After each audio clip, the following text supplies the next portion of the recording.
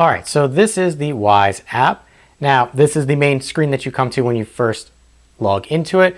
Some of this stuff I did talk about in another video. Put a link over there. So I'm not going to talk about it in depth in this video because I'm trying to stick to the pan itself. But I will gloss over some of these other features. So currently you are on home. Events will allow you to see events for a selected camera. So here you can see it's cycling between workshop, living room. So throwing everything here, it's showing you that these are the dates that it happened on. If I wanted to, I can select person, which will just cycle for person. I can also select device. So which one of these devices do I want to grab? Now, moving on, discover. Again, that's just, do you want to see other people's videos? Shop, early access to products that are coming up, but they also do sell products through here. And the last area at the bottom is account, which will show you information that's kind of all about your Wyze family of products. So we're going to come back to home. And again, here you've got notifications, you have your quick sets. Up here you can add a product, sort products, group products, edit, add edit rule, which are these up here, and cancel. So again, group products means you can watch all of the videos, all of your video cameras at once. But we're talking about our living room because our living room is the pan cam. Now, if you saw my review of the original version 2, you'll notice that there's a big difference here, and that's this toggle down here. Well, obviously that's how you're going to move stuff around, but we're going to start by coming up here. This is your HD, so tapping on that will allow you to select HD, standard def, or 360. So if you want to save a little space on the card that's inside your camera, you select SD. 360 I have had when my internet was really shoddy.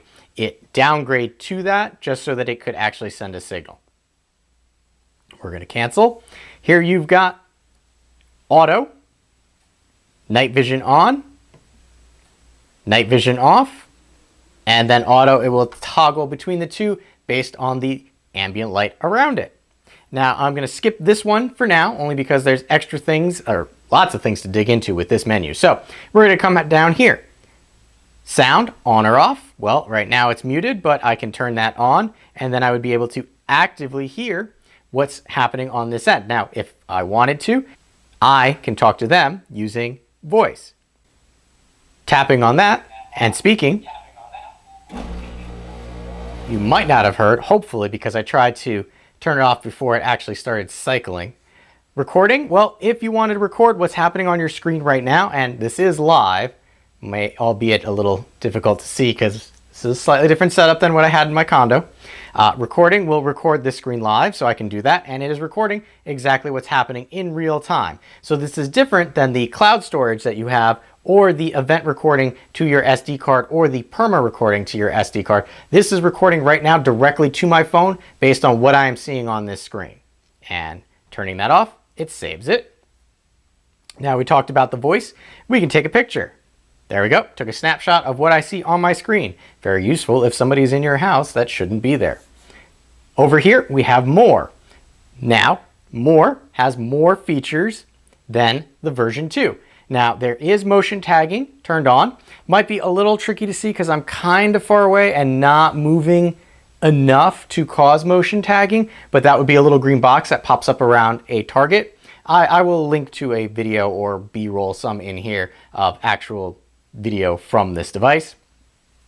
Motion tracking, what this will do is if you turn it on, always closes that submenu, which kind of annoys me a little bit, but what this will do is as something moves through your frame, it will follow. The camera will rotate and follow. I've tested it with robot vacuum, cat, myself. Depending on how large the object is and how fast the object is how well this actually performs.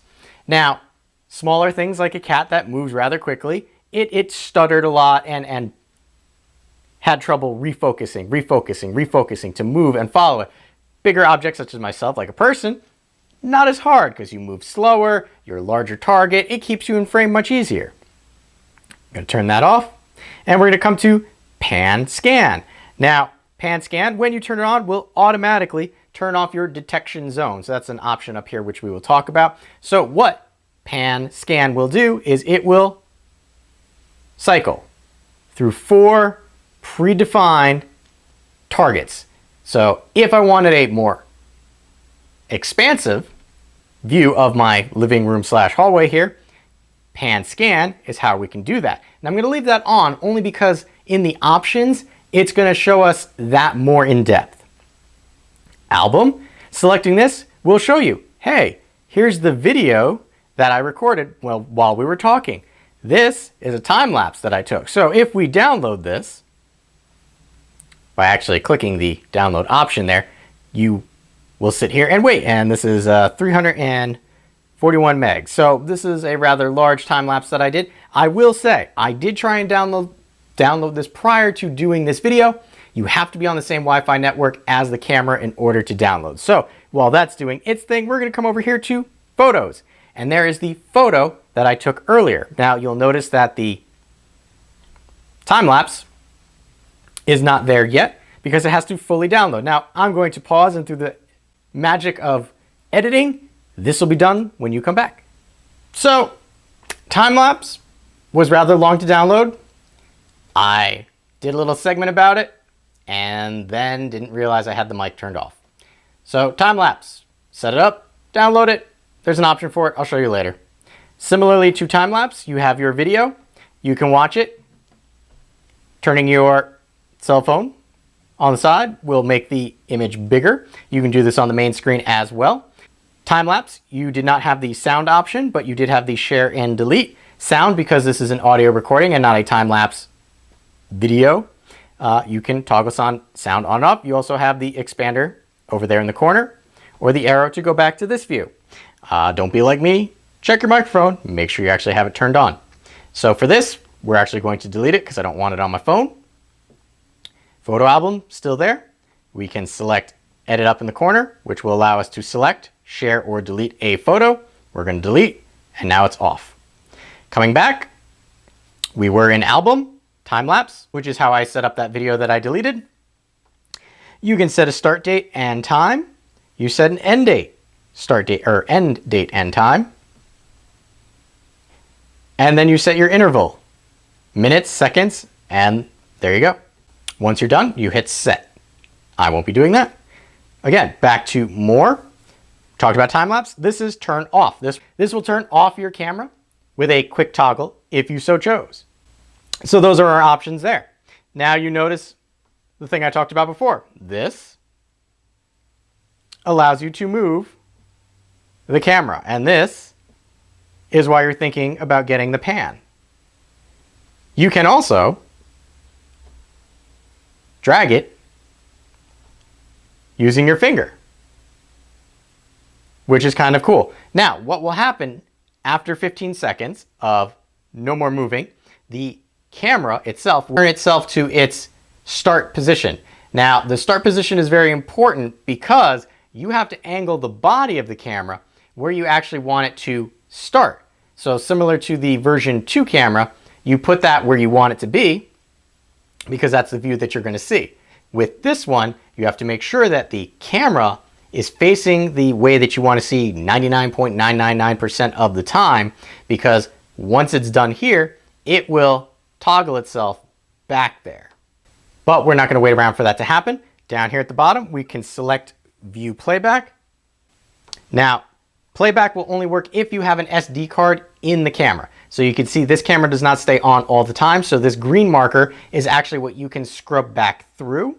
You can turn on and off the sound. You can record directly from your playback. You can pause your playback. You can take a photo from your playback, and then you can view the album of recordings and so forth. Coming back to live stream, we're going to come up here to settings, because this, where a lot of the extra options are. You can change the name by selecting that. Event recording. You can schedule either all day, which I generally leave on, or a start date and time as to when events will be recorded, meaning push notifications or recording to your SD card if you so chose. Detect motion, obviously I want that. Detect sound, yeah, why not? We'll turn that on too for the purposes of this demonstration. And you can see it's sitting there doing its thinking. And my network timed out. Oh, is my network giving me issues? Nope, there we go. Notifications. Send notification on or off. Person detection on or off. So that's that AI. You will need, well, the pan camera does do that. All motion, I have toggled off because I only want to know if it's a person. And sound, we have toggled on. So now that will push notifications if it hears a sound.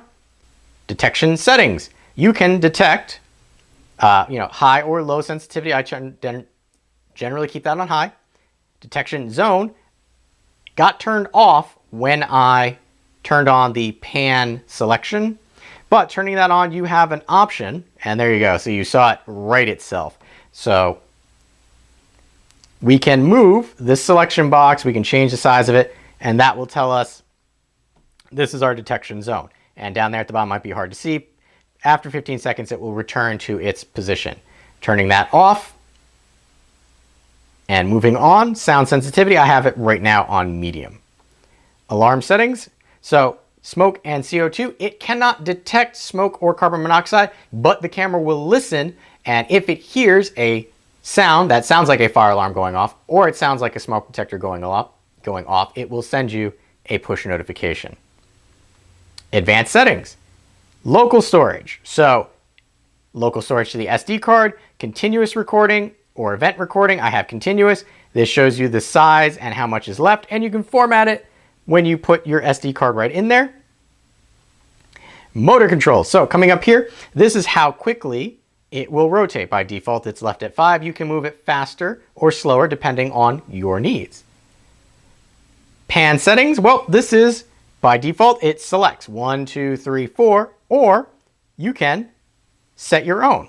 So right now, what I'm going to do is we're going to move this, and you can see the image change to my hallway there, and then tap set, and it will add an image there. We go next. I want this to be the next point. I hit set. I move on. I hit set, and I move on. And we'll get a picture of a bowl. Set. Now you can preview your selection. And here you go. Camera's rotating. Position 1. And then after 10 seconds, it will rotate. Position 2. And after 10 seconds, position 3. Now I'm not going to make you sit through that, but you can set your own positions. Now, reset position, what this will do is clicking this will have the camera rotate and reset its position. Now, this is why I said knowing where the start position is very important, and making sure that that's your 99.99% view. Night vision, you can toggle on, off, and auto from here. Pan, you can turn on and off the IR light, which is awesome. Camera status light, so that is the light on the front of the camera. So you can turn that on. If you turn it on, there'll be that little blue indicator light. I do wish that they had an active viewing light somewhere on the camera, but beggars can't be choosers. Rotate 180 degrees. What that will do is, if we come back to our video, it will turn the video completely upside down. Now, my one thing with the rotate 180 degrees was I thought that the pan camera was not supposed to be put in a vertical position. But the option's there. You do it at your own risk. Time and watermark, obviously they speak for themselves. That's that little logo in the bottom corner of your screen. Show Wyze logo, same thing. Record sound, yes, and time sync, well, that kind of speaks for itself. It's a time sync. Scrolling down. Schedule automations. Well, right now, I have a few rules set up for this camera, which are start at this time, end at this time, and then based on a couple days. So if I wanted to, you can see it starts at 6:45 a.m. Sorry, ends at 6:45 a.m. every day, and then starts at 6:45. So hypothetically, if we came up here and pressed the plus sign, you can create a shortcut, create a schedule, or device trigger. I don't have enough Wyze products just yet to do that device trigger. So we're going to say schedule. And we're going to say living room. And we will say turn on camera. Next. And then you would set a date and say done. Now again, I cover this in the other video that I've done of this, which is why I'm kind of glossing over it. Sharing will allow you to share clips in that Discover tab that you saw when we first started. Device info is just that. It is the device's information. And extended devices, you can see right there, Wyze Sense Bridge. This one does not have one on it yet, but it will in the future. And then you can restart your device and then delete this device. Would not recommend. And there we go, we're toggled back.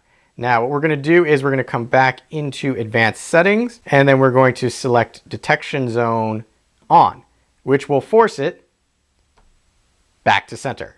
So if you're panning, you will not have that option. It will not return to center. So that has been a longer look at the app for the Pan Cam. Hopefully you found that useful.